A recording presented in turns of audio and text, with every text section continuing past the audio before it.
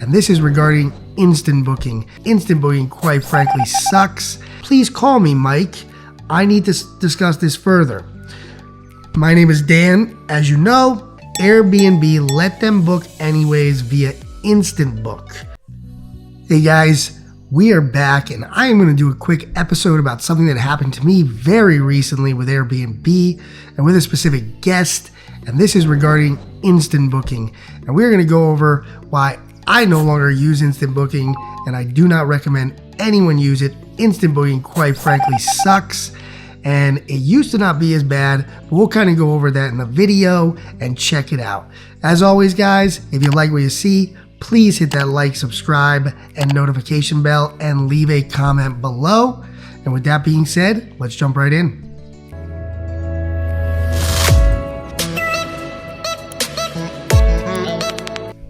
Alright, so just to do a quick recap on what exactly instant booking is.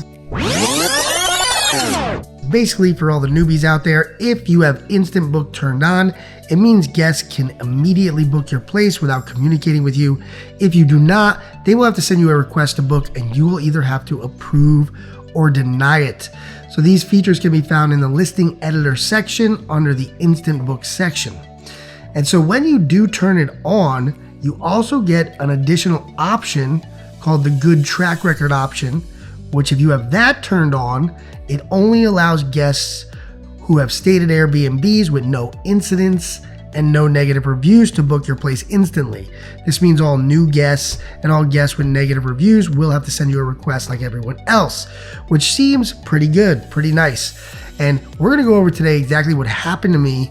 This happened very recently, why I will never use Instant Book again, how this has changed over the last couple of years, and it's not very good. So Instant Book, quite frankly, sucks now. What the? It's pretty terrible, and we're gonna kind of go over exactly why. So that's a quick recap on exactly what Instant Book is. Now let's take a quick look at what exactly happened to me. Alright guys, so we're going to start off with the message I received from the guest and what happened. And just so you know, at this time, all my listings had Instant Book on with the requirement that they needed to be no negative reviews or negative incidents. Okay, so anyways, this message came in at 4:27 p.m. where the potential guest said, "Please call me, Mike. I need to discuss this further." My name is Dan, as you know. Also, even though I'm the co-host on this account, there is nobody on this account named Mike. Additionally, the person who was requesting the book was also not named Mike. So that became clear to me that they were spamming this message to everyone. Damn! And they were also trying to take this, I believe they were trying to take it off app, which is against Airbnb's policy. And as a host, you can get kicked off for doing this. Definitely do not do that. But anyways, additionally to that, they did have a bad review. And so I just decided to decline this. I declined their inquiry at 4:30 and said, "We cannot accommodate you." And then bing, at 4:31, Airbnb let them book anyways via Instant Book.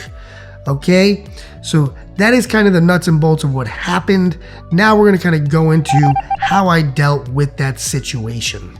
So the first thing I did was I immediately called Airbnb and I notified them of the glitch. They were able to see their messages, of course, in their message thread. They agreed. They said, "Hey, give us a couple hours. We just want to make sure this is a glitch, see what happened, and you should be all set." A couple hours went by. I followed back up, and at this point, they said, "Hey, we need a couple more hours," and they started to be a little bit more combative. And they actually sent me a support message, which I will show you right over here, which basically states that I could go ahead and cancel the reservation and they will charge me that penalty. You know, I could potentially lose Superhost. A lot of bad things could happen if you cancel reservations. I pretty much, as a rule, never do it. And if they determine it was a glitch, then they will go ahead and reverse it. Well, I didn't feel comfortable doing that because I don't feel like Airbnb or anyone at Airbnb would take it seriously once it was on me. So I then waited a few more hours to see if they would finish their research, and then I called them back. At this point, the person I spoke to was someone different. They told me I gotta wait 24 hours, and now I'm getting really uncomfortable.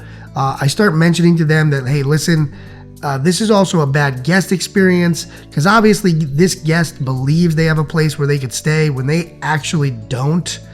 At this point, I did notify the guest that, per my original message, we will not be able to host you, and that I'm trying to get information from Airbnb to see what happened. But they could go ahead and cancel if they wanted to. And anyways, no response from the guests, so I don't know what was happening there. But I decided to call back Airbnb a fourth time, and this time I spoke to someone. They started getting really combative, and this is where I kind of changed my tune. And instead of going forward with the, hey, this wasn't supposed to be a reservation in the first place, I moved into the, let's check out the reasons why a host is able to cancel without penalty and see if I fall under any of those. So let's talk about reasons why you could cancel as a host penalty free really quickly. So here we are. I tried to switch over my strategy and went to their cancellation policy, and let's check this out really quick. So this is the Airbnb Help Center, canceling reservations as a host without consequences.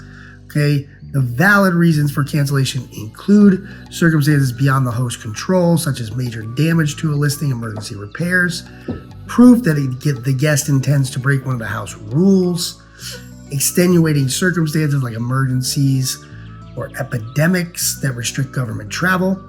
However, there's a section below that says if a host uses Instant Book, they may be able to cancel for additional valid reasons without consequence under certain circumstances.